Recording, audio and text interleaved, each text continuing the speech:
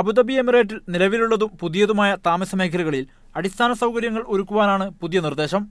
Abu Dhabi community facility planning standard പ്രകാരം ആളുകളുടെ എണ്ണത്തിനനുസരിച്ച് താമസ മേഖലകളിൽ സ്കൂളുകൾ, കായിക കേന്ദ്രങ്ങൾ, കമ്മ്യൂണിറ്റി സെന്ററുകൾ, ആശുപത്രികൾ, പെട്രോൾ സ്റ്റേഷനുകൾ തുടങ്ങിയവ സ്ഥാപിച്ചിരിക്കണം. 6000-നും 10,000-നും ഇടയിൽ ആളുകൾ താമസിക്കുന്ന മേഖലകളിൽ നെയ്ബർഹുഡ് സെന്റർ നിർബന്ധമാണ്. Community centre, police aid post, പ്രാഥമിക വിദ്യാഭ്യാസ കേന്ദ്രം, ക്ലിനിക് എന്നിവ അടങ്ങുന്നതായിരിക്കണം നെയ്ബർഹുഡ് സെന്റർ. പോസ്റ്റ് ഓഫീസ്, വലിയ ആരോഗ്യ കേന്ദ്രം, ലൈബ്രറി, കായിക കേന്ദ്രം, municipal office, community sports centre എന്നിവ ഇവിടെ ആവശ്യമാണ്.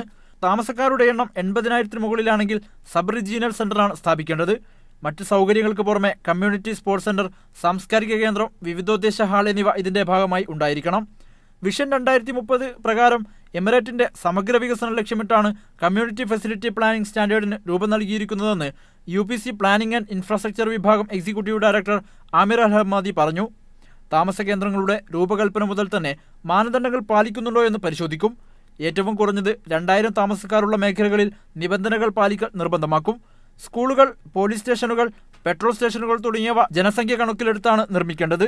അബുദാബിയിലെ 11,000-ഓളം വീടുകളിൽ നടത്തിയ സർവേക്ക് ശേഷമാണ് കമ്മ്യൂണിറ്റി ഫെസിലിറ്റി പ്ലാനിംഗ് സ്റ്റാൻഡേർഡിന് രൂപം നൽകിയിരിക്കുന്നത്.